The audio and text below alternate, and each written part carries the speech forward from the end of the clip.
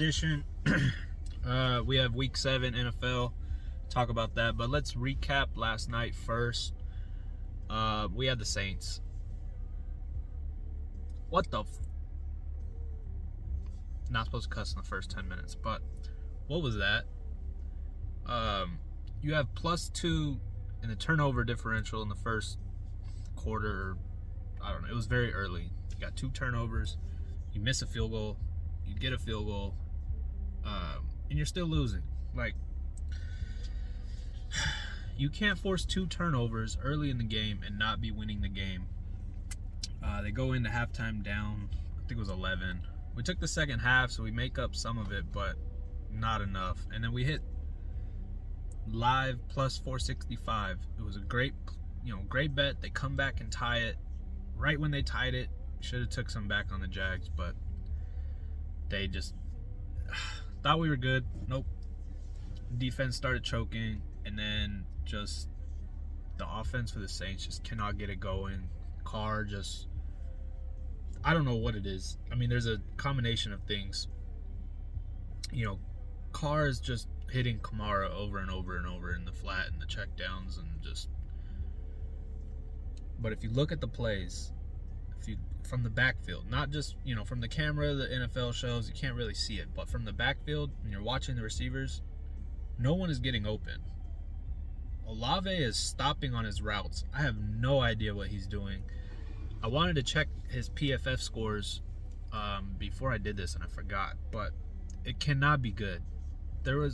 I know the big one where he's running it's supposed to be just a streak down the field, and he runs 10 yards and just stops and then looks back and he's like, oh shit, he threw the ball, and he starts running again, but it's too late.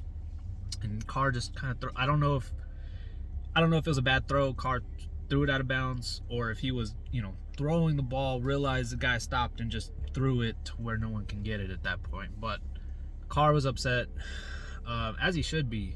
Like, I don't know what you're doing as a receiver. It's not like he looked at Carr, realized, he already threw it away or whatever and stopped. No, he was running his route, completely just gave up on it, then looked back. Oh, he threw the ball and tried to run. I don't understand.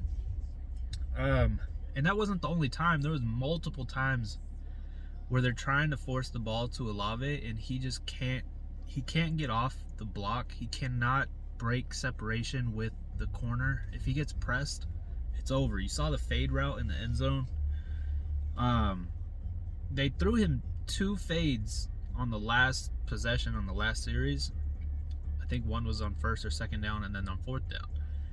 And all the DB does is just, press him up a little bit, and he just completely he has no strength, no get off. He cannot get by the guy. It was horrible. Michael Thomas is like, I don't know what he's doing either. I don't know if he's old or whatever, but he cannot get separation. Their best receiver is Taysom Hill. I don't know why it took so long for them to put him in the game and get him the ball, but on that last, scoring drive, where they tied it up, they put him in at like the slot receiver, and he was just eating. He was getting catches, getting yards. He was getting separation, had 5 yards of separation every time he caught the ball. And then on the very last drive, they don't put him in on any of those goal line plays. I don't understand. Like, you have a weapon, you need to use him. Dennis Allen is brain dead. The OC, forget his name, he's brain dead. The constant 1st and 10 runs, 2nd and 10 runs, and then 3rd down you have to throw it long. Like, very frustrating. The defense was horrible in the first half, and then they came to life in the second half. And then when they tied it up, the defense just got ran right by, threw a little, slant pass in the slot, and just took it to the house. Kirk was too fast for the whole defense. So just an awful game. Like,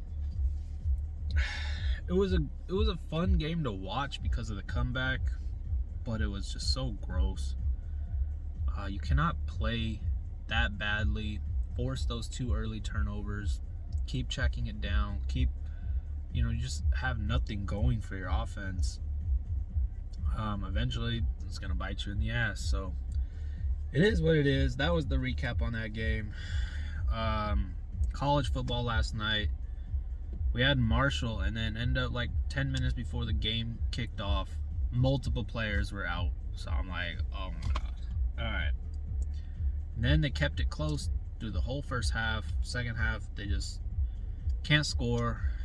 They keep trying to punt and pinning JMU on the, inside the 5, and it was working for a while, and then suddenly JMU scored, and that was pretty much the end of that. So we lost that one. And then Tulsa was just, they tried to start a different quarterback, and it just did not work out. I was a little worried with that. I didn't think Rice had the defense to create turnovers. They sure forced turnover. I think they had 3 turnovers. So, I mean, that was pretty much over at halftime. Just a nasty day. We did hit both of our baseball plays. We had the Phillies. They should have won multiple times in that game, but they finally walked it off. And then we had the Astros, pretty heavy. That was a pretty easy win. Let's start with the playoffs tonight. Talk about that before I get into NFL. So we have the Astros in Texas again. We have Verlander starting for the Astros, and then Montgomery starting for the Rangers. Now Verlander, we have already had this matchup in Game 1. Verlander gave up 2 runs. One was on a RBI single, and then one later in the game was a solo shot. Rangers win 2-0. If your starting pitcher is only giving up 1 or 2 runs, you have to win the game for him. Verlander is pitching great. I believe his last 3, I'm trying to pull it up right here. I was looking at it earlier. The problem that he's been having has been his walks, though. He's had quite a few walks in his last 3 or 4 starts. But he's only given up, I know he gave up 2 runs last game, and then I don't think he gave up anything the game before. I don't know why it's not coming up right now, but basically he's been pitching really well.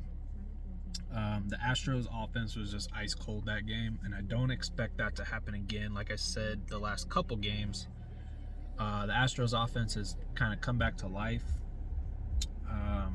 I do think they'll score some runs tonight against Montgomery. You're not going to see Montgomery, do what he did last game and just, if he pitched 6 innings, 6 Ks, 5 hits, no runs. I don't see that happening again.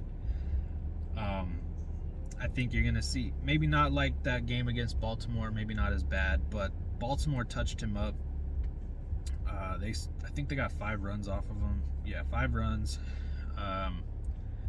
Texas scored enough to win the game, but they, wasn't as easy as it could have been. I do think the Astros win again here. We've been kind of riding them the last 2 games, and I think they get this 3rd one right here. So I do like that tonight, Astros. I do not like I would lean to the under, but the only thing is the Astros bats have gotten hot. The lineup changes has kind of helped. So I probably won't touch the total, but maybe Montgomery on some under on his strikeouts or something. Because I don't see him having the success he had last game. He had 6 strikeouts last game. The game before, like I said, against Baltimore, he was only able to get 2. So I think somewhere around 2 or 3 is kind of where he's going to end up tonight. Verlander, if he gets early outs and, he cruises for the first 3 innings, he could go 6 or 7 in this game. Switching over to the Phillies game. Phillies and Diamondbacks. Diamondbacks, like I said, we won last night. This game is... Arizona's just going full bullpen this game. Matt Plee or whatever his name is, he's going to start the game, but he's only going to probably pitch an inning, and then they're giving it to Nelson for like a long relief, see how long he could go. I think we're gonna see some runs in this game. I think this is the game if you're gonna do props and home runs and all that. This is the one to get in. Outside of maybe a couple Astros guys, I could see the Phillies. I could see both of these teams putting up some runs today. Sanchez is starting for Philly, but he hasn't pitched since September 30th, and that was just an inning. So his last start was September 24th.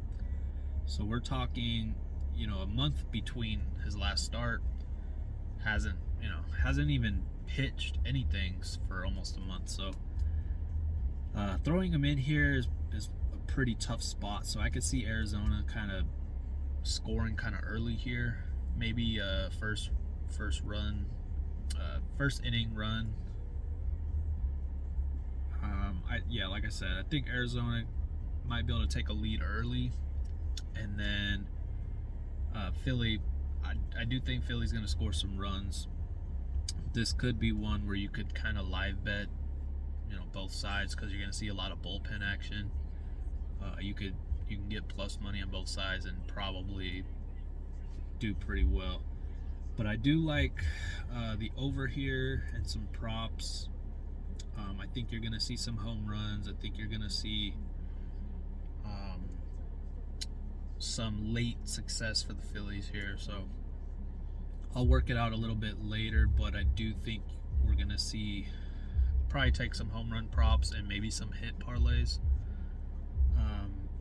And then I'm going to see where the total goes. Right now it's sitting at 9.5. I would like to have 9, like a 5-4 or something, but it might just go up to 10. We'll see where it goes. But like the Astros, and then probably the over in the Arizona game. Let's go. Let's move on. There's a short slate in hockey tonight. It's just the 2 games. We have Calgary in Columbus, and then we have New Jersey at New York Islanders. I haven't really dug into the card at all much today, but I do kind of like the Devils with the short line.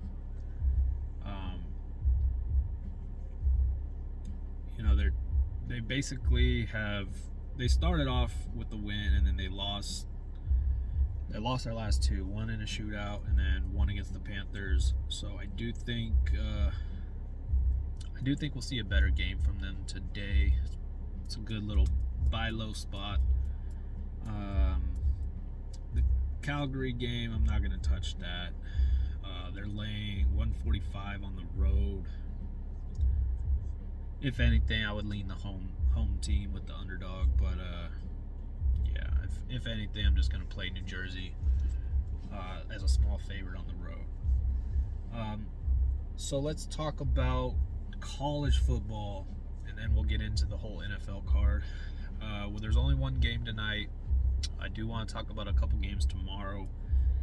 For tonight's game, SMU at Temple. If you're going to bet this game, it's SMU or nothing. Temple they're just awful. We played them, I think, one time this whole season, and it did not work out. Just put it that way. They just have nothing going for them. SMU's won 2 in a row. They lost that. The only 2 losses they've had against Oklahoma and then TCU. Oklahoma, they kind of hung around for the first half, and then Oklahoma kind of pulled away in the second. And then TCU, they kind of got their ass whooped a little bit. But other than that, I mean, this team is pretty solid. Against TCU, they had some turnovers. I think they had 2 interceptions from the quarterback. And then last week they played East Carolina. They kind of put a whooping on them in the second half. I just don't see Temple being able to score enough points to kind of keep this even somewhat close. I think this could be a blowout. If anything, we might have a small play on SMU here. Not a whole lot to talk about there, but let's talk about tomorrow's card. We start the day off Penn State and Ohio State. In Ohio State, Ohio State is laying 4.5 right now. This team's kind of been a weird team to bet on and bet against. So against Maryland, we had them, and they scored late to cover. I think we had like minus 19. They won by 20. Like, we barely snuck out a cover there, and 17 of those points were in the fourth quarter. So it was an ugly win. And then last week we took Purdue. Probably shouldn't have done it just because of the way Ohio State played the week before. They're going to come out strong and whatnot. Thinking about it later, I'm like, it was kind of a bad situational spot for Purdue. They kind of laid it to Purdue that game. But this time they get Penn State. And this Penn State team, at first, the first couple weeks of the season, I thought they might be kind of overrated. I do not think that now. So looking at their schedule, they played West Virginia. They covered late. They purposely scored late to cover games.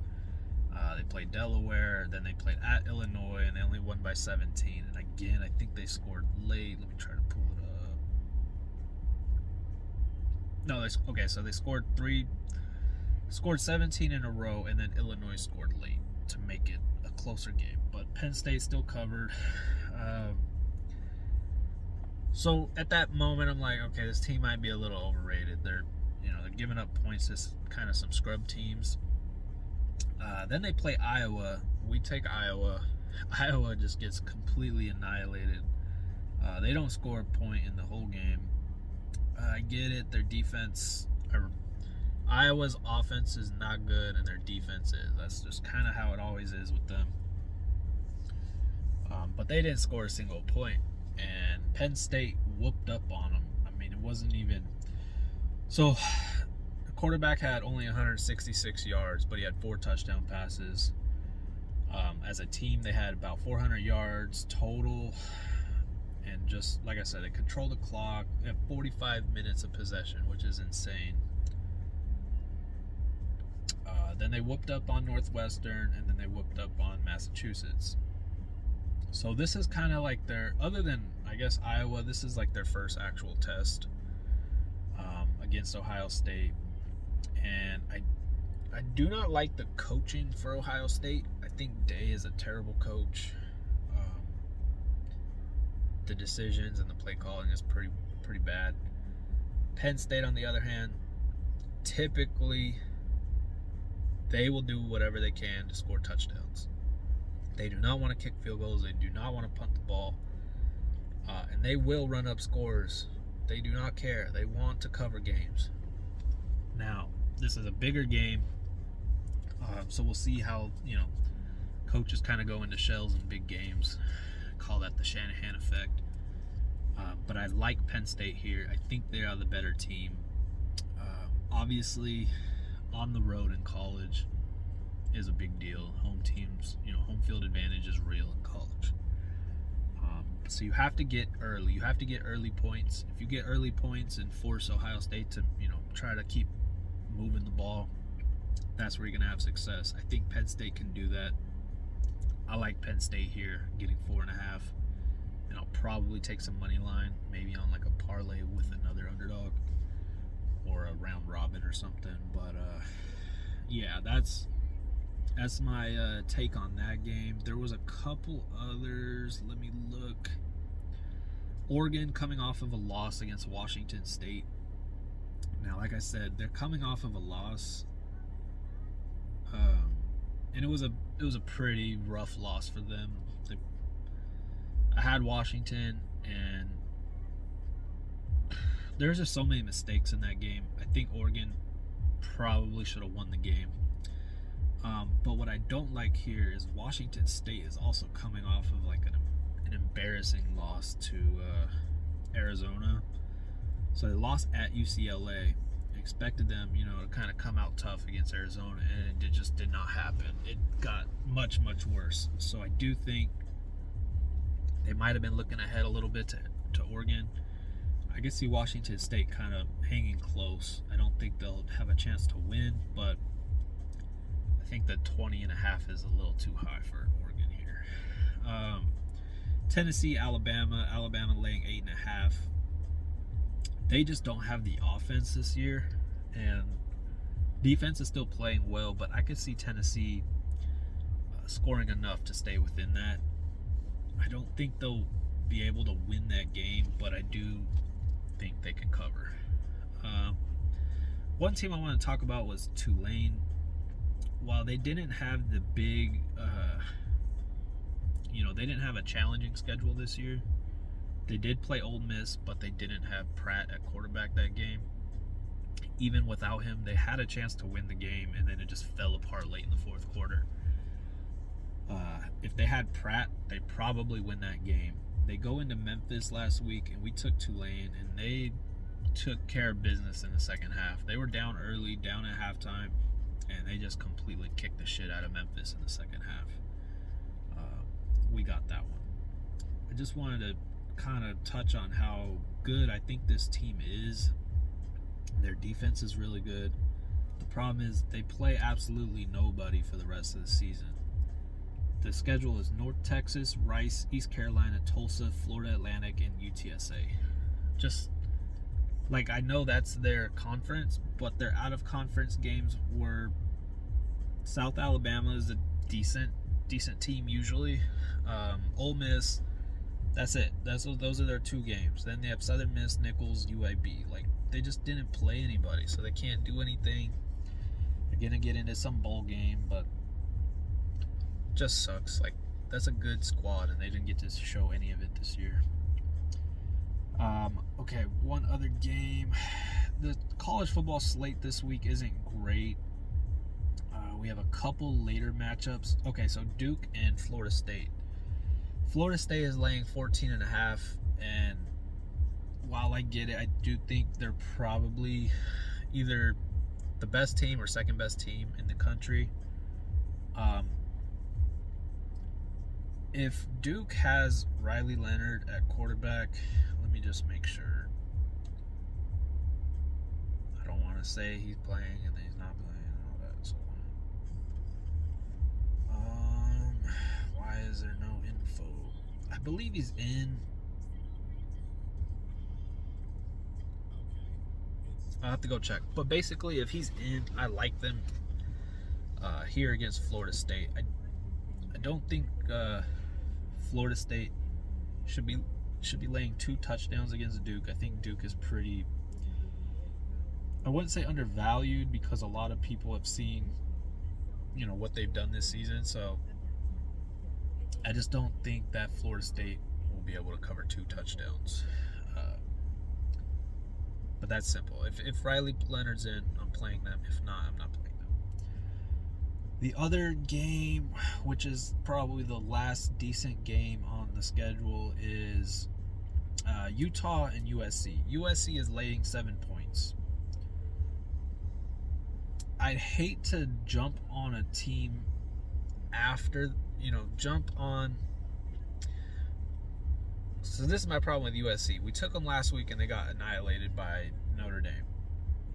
But my problem with them this whole year has been that their defense is absolutely awful. Now, when they play good defenses like Notre Dame, you're going to get scored on, and you're not going to be able to score points. And that's what's going to happen, I think, again this week against Utah.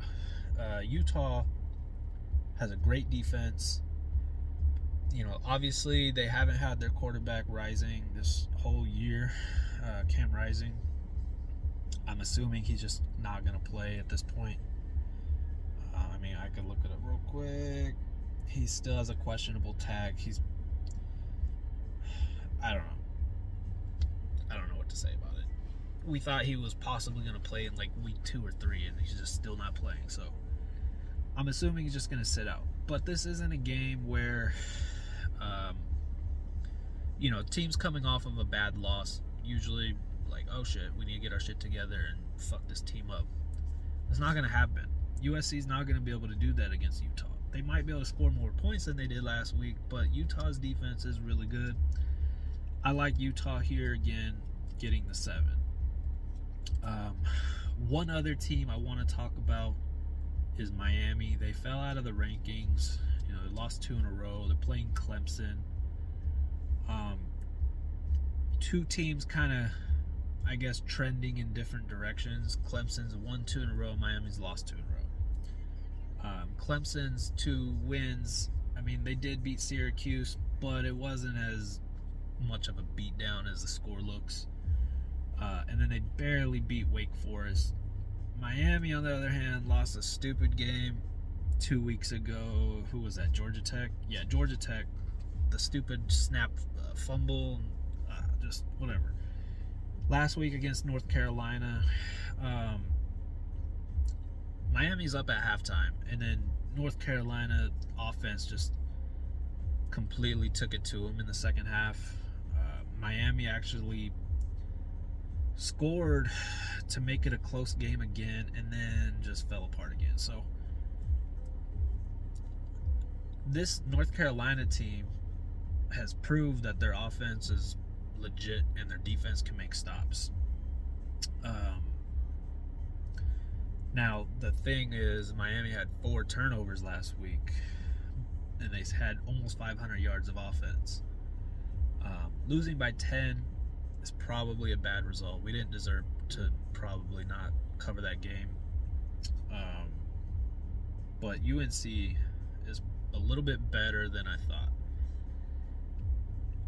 And then, like I said, there's 2 kind of tough losses in a row for Miami. I like Miami here at home to get right against Clemson. Obviously not an easy game, but getting 3 at home with Miami, I like that, so I'm going to give you that out too. Miami plus 3. All right, enough of that. We're going to go into NFL. I know this is probably, if you're watching, this is why you're watching, is the NFL slate. So we're just going to start it off. We're going to go down all the games. I'm not going to give just my favorites. I'm going to go all of them, and then I'll tell you which ones. So Cleveland and Indy. Cleveland is laying 3 in Indy, I believe. Let me check before I say it. It looks like Watson is trending to play. I believe he had a limited practice. Let me make sure. Yes, so he practiced again. This is just today, came out an hour ago, so he's on track to play against the Colts. Line went from 2.5 to 3. I expected Watson to play. He's a slight upgrade over PJ Walker, but I like the Colts here. The situation after, beating the Niners at home in a tough environment, tough, situation with the weather and whatnot. Now they have to travel, play a Colts team that's coming off of a bad loss. While I don't think that the Colts offense is going to, break out against this defense, I don't also see the Browns offense being able to score enough points to cover 3. I like the Colts here plus 3 as a smaller play, maybe 1.5 units. Let's see. Buffalo and New England. I've seen some sharp people playing New England this week, and I get it because the Bills have so many defensive injuries. My problem is the Patriots last week against the Raiders, a very bad defense, after an embarrassing loss. If any time is a time to come out, put it to someone, that was the time, and the offense could not get it going. We still should have covered, obviously, the sack in the end zone for the safety at the end of the game. But, even to get to that point, we were kind of lucky. Raiders were pretty much doing whatever they wanted, and then they just kind of went into a shell later in the game.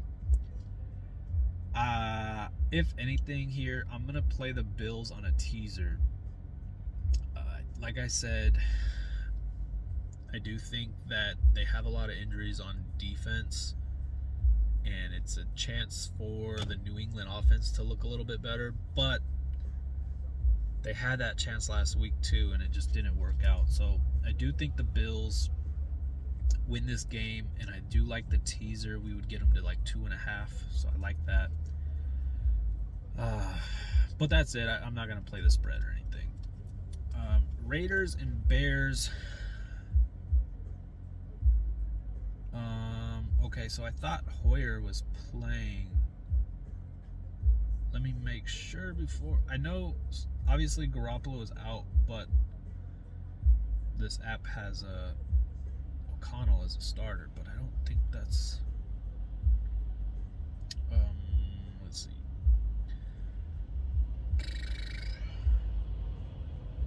I guess I'll look again later, but either way, we have the Bears +3. Like, we already knew Garoppolo was going to be out, and we knew Fields was going to be out. Obviously, you have an inexperienced quarterback coming in for Fields, Tyson Bagent, but he has a little bit of swagger to him. He'll sling it around. He'll make a few mistakes and whatnot, but I just don't see the Raiders being able to. The Raiders shouldn't be laying 3 on the road against anybody. I know the Bears aren't good, but the Bears offense should be able to score some points here. We took the +3. It's now 2.5. Bears are also a good teaser option with the total so low. You can get them up to 8.5. I like that as a teaser option too. Washington and New York Giants. Washington has been pushed up to -3 on the road. It looks like Taylor is going to start for the Giants again. This offense for the Giants is very bad. The defense played its ass off against the Bills, and the offense just couldn't do anything to take advantage. And they should have won that game.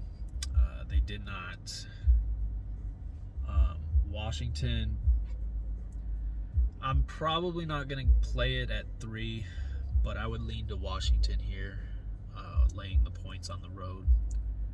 I think that that loss for the Giants is pretty backbreaking.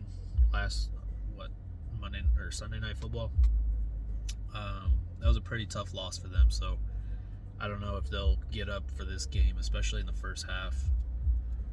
And like I said, the backup quarterback and all the O-line injuries and all that, Washington has a good D-line to take advantage of the way, the Bills weren't able to do. So I like Washington a little bit here.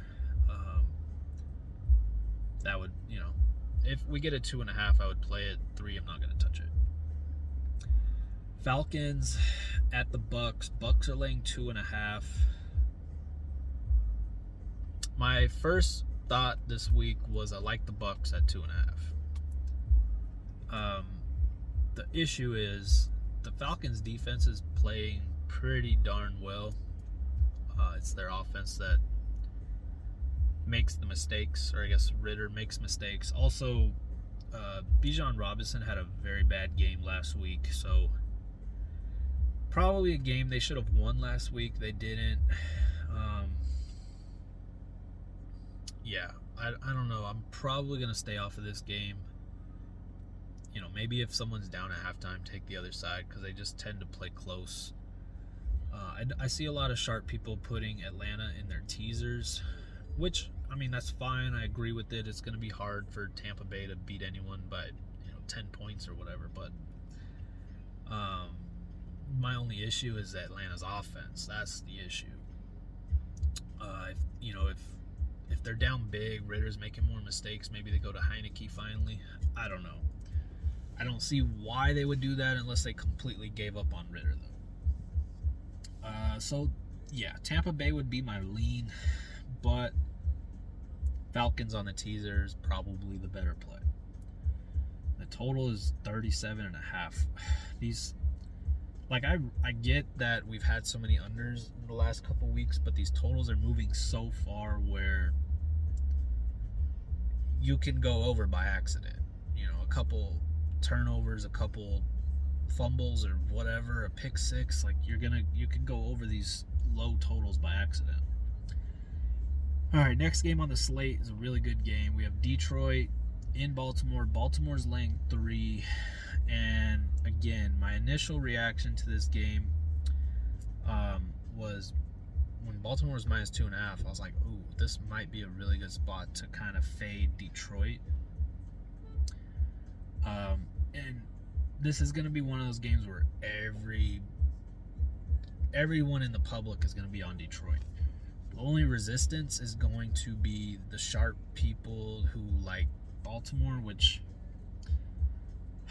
like I said, I thought I liked it at first.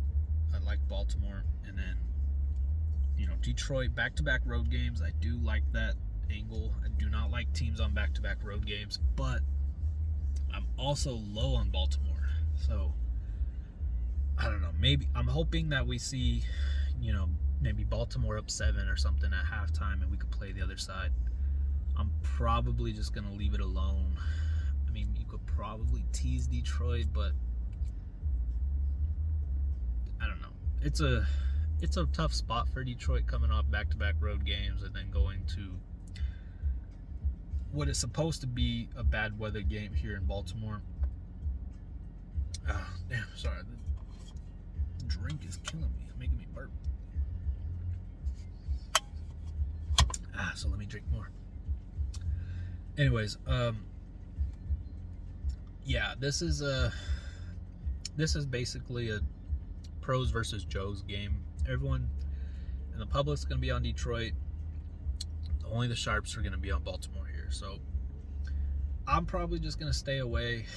I think like almost 70% of the bets are on Detroit, but the line has pretty much stayed the same. So yeah, I'm just going to stay away.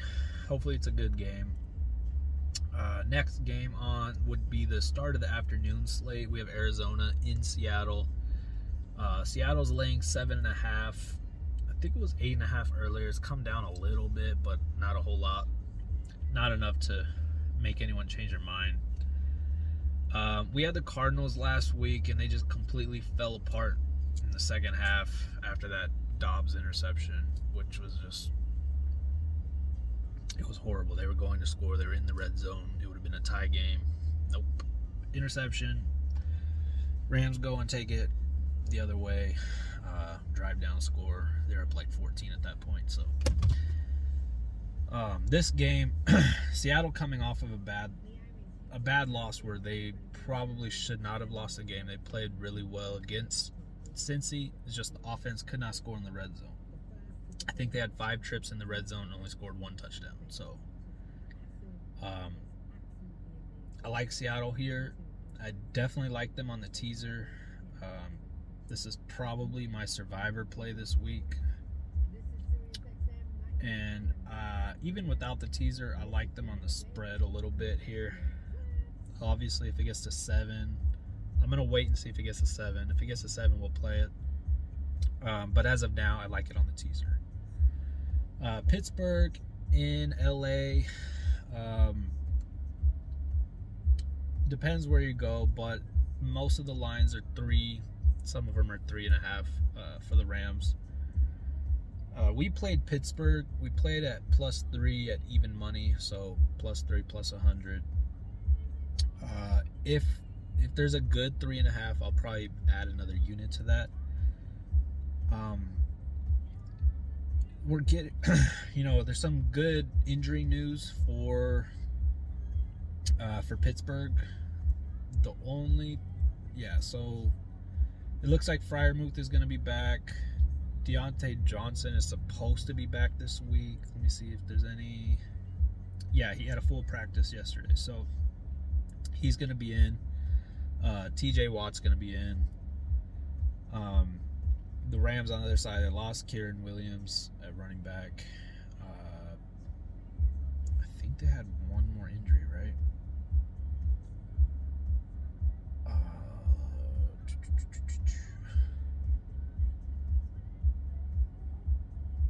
I have to go look it up. I think they had one more injury from last week. But anyways, Rams laying 3.5. The Rams have been surprising. I wasn't as low on them coming into the year as a lot of people were, but they're still surprising. They're kind of, outdoing my expectations for them as well. But I don't think they should be laying 3.5 or even 3 here. I think this is closer to a 2-point game. Also, the Rams don't really have a home field advantage, so the Steelers are probably going to have more fans there than the Rams will. So it's not home field advantage for the Steelers, but it's damn close.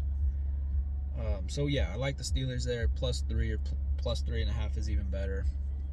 Green Bay and Denver. Green Bay is basically a 1-point favorite on the road in Denver. Denver is annoying. Defense was just getting thrown all over, just getting absolutely destroyed for the first few weeks. They've played a little bit better recently.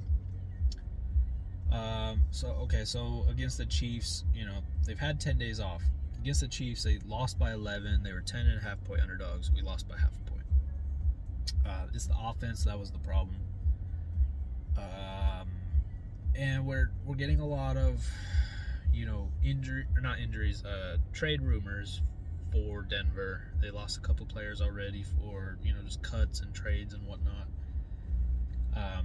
They're trying to trade Judy. I don't know. This is basically, if they lose this game, I think they're fire selling everybody. But I do think they will wait and see what happens with this game first. Green Bay, I like this team, but I hate Jordan Love.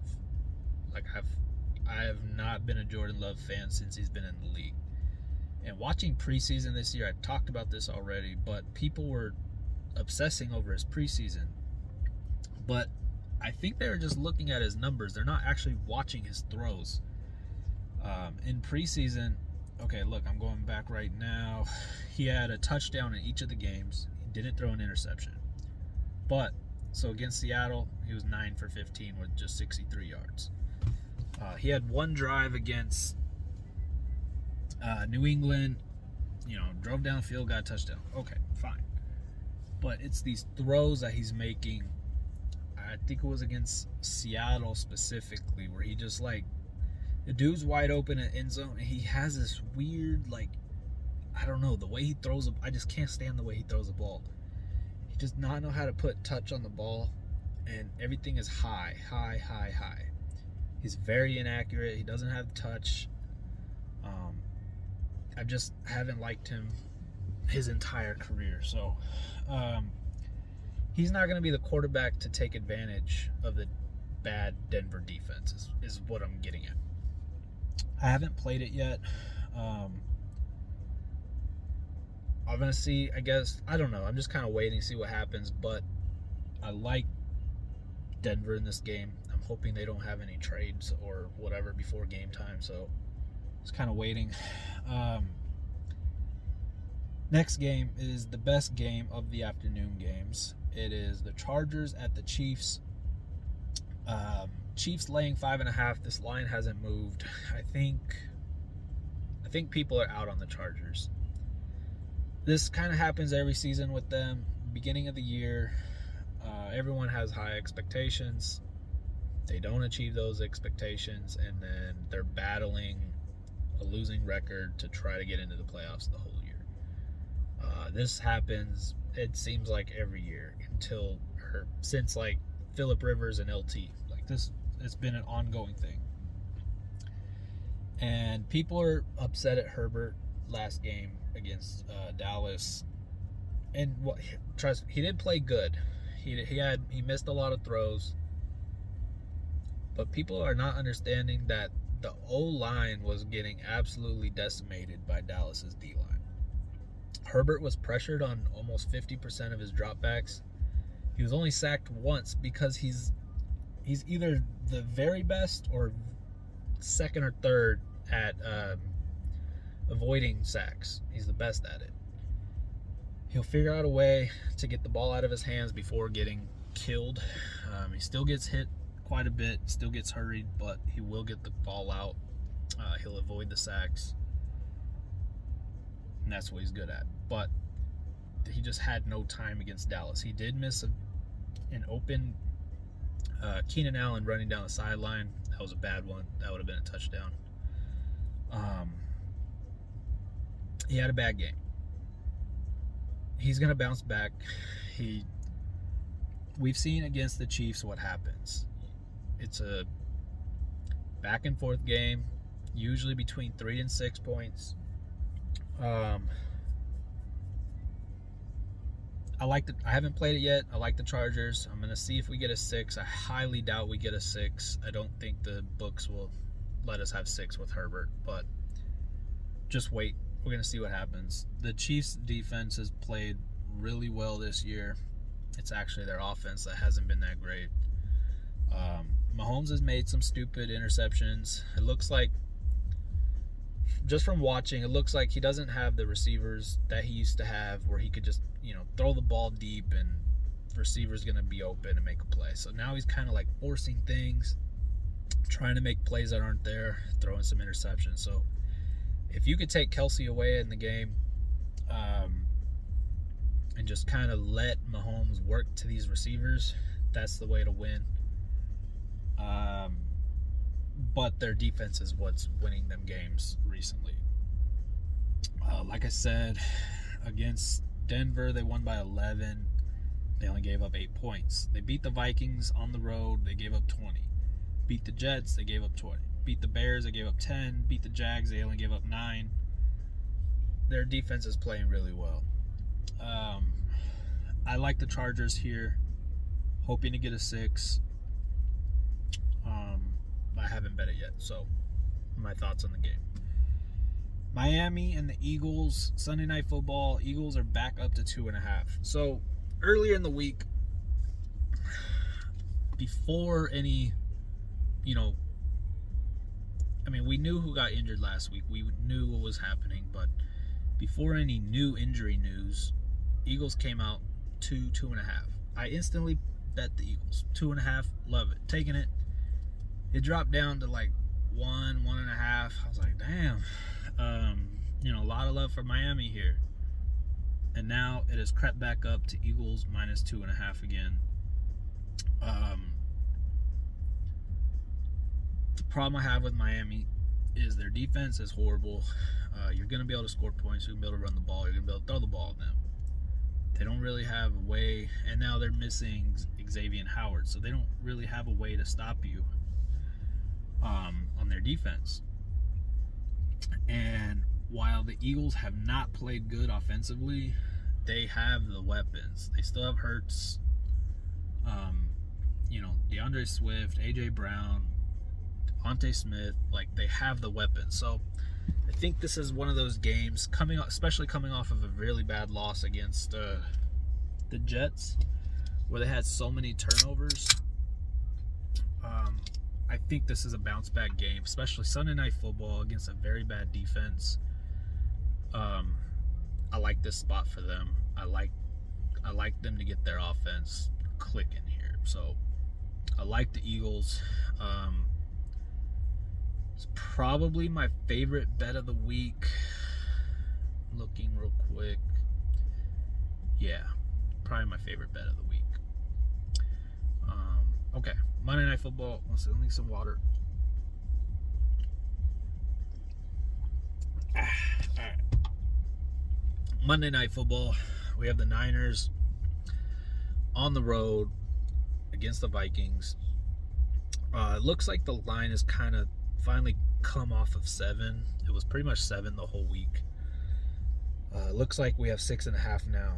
So Christian McCaffrey, he's not going to practice today. This is another, I've talked about this in my last video, the injury reports from the NFL. I cannot stand it. I said this from the beginning. I said there's no way they play McCaffrey in this game. If they do, they're just stupid. It's stupid to make him play this game. He got hurt last game, didn't come back. I just don't see why you would rush him back. you're in a division where you should probably win the division. Even if you have to lose a couple games with injuries, that's fine. Your goal is the Super Bowl, not these little games. So I just don't see why they would make him play this game or even allow him to play this game. Debo not practicing again either. Let me go back to that. It looked like... So 2 days ago, they said McCaffrey, Sam, Debo, and Trent all could play. I'm like, dude, it's got to just be fake at this point. Like, you're just trying to gain an edge or whatever. Like, I don't see why you would make them play. Even if Debo plays, I still like Vikings here catching 7 points. 6.5, I probably wouldn't play, but we took 7. I'm not saying this is a game the Vikings can or will win, but I do think they have a chance to win. Niners coming off of a bad loss, but it's back-to-back road games. They just played in Cleveland. They got 3 injuries, big injuries too. They're not, these are main players that are getting injured. And then now you're traveling into Minnesota. And Minnesota has actually had some real improvement. I know that the offense didn't look great last week, but the O-line has played much better, and the defense has played much better than where we started in the year. So I do think this is a chance for the Vikings to maybe possibly steal a win at home, Monday Night Football. I do think this is also a game where Shanahan is going to just try to win the game. He's going to do what he can to just not to lose the game like Shanahan does. So I do like the Vikings here catching 7. I do think they will have more of a plan of attack without Jefferson. Last week you saw what they were trying to do and it just wasn't working, so they started just going to Hawkinson more. So maybe they take advantage of that, or maybe a receiver finally steps up. We'll see. But I do think if the O-line can protect Kirk, like I said, they've been protecting him a little bit better recently. Let me go last game. So he's still getting some sacks. He had 2 last week against Chicago. Chicago's defense actually played much better to that game than they got a lot of guys back from injury that game. So this wasn't just, they're just missing Jefferson. No, the defense actually played pretty well. And so Cousins had the game before against KC. And like I said, KC's defense is actually good this year. He had 284 yards, 2 touchdowns. And then a lot of that was without Jefferson because he got hurt that game. So I do like them here. This is probably my second or third favorite bet on the board. I do like that, getting 7 at home on Monday Night Football. 6.5 is like the absolute lowest I would play. But I do like the spot for them. Alright, that's it for football, NFL, week 7. That's it for that. Survivor, if you're going to play Survivor, I mentioned this earlier, but if you have the Bills available still, I would play that. And then my second favorite would be Seattle. If for some reason you don't have either of those, and you have or if you want to just try to be crazy, my next one would be, oh man, you're in a tough spot if you don't have either of those 2. I would go Eagles. I like the Eagles at home. I do think they get this win. I know that's not too crazy, but this week is bad for, lower end options, I guess. I do think the Colts at home getting 3 points, that could be an upset. I think the Bears could be an upset. my probably the craziest one would be Washington laying 3 against the Giants, but I know a lot of people use them in week 1 against Arizona, so probably don't have that available either. Yeah, I don't really like any other options. Baltimore could lose. The Rams could lose outright. The Chiefs could lose outright. So a lot of crazy options. I see a lot of people playing San Francisco on teasers. I get it. I don't love it this week. So avoid that one. That's it. That was my breakdown for week 7 and all the other sports that we have today. So good luck. Unless you're betting against me, not good luck to you. But let's kill it. Week 7. Let's get back on track after yesterday. Yesterday was brutal, so whatever. But all right, later. Oh wait, follow my Discord. Follow my Twitter, Chosen Sports with a Z.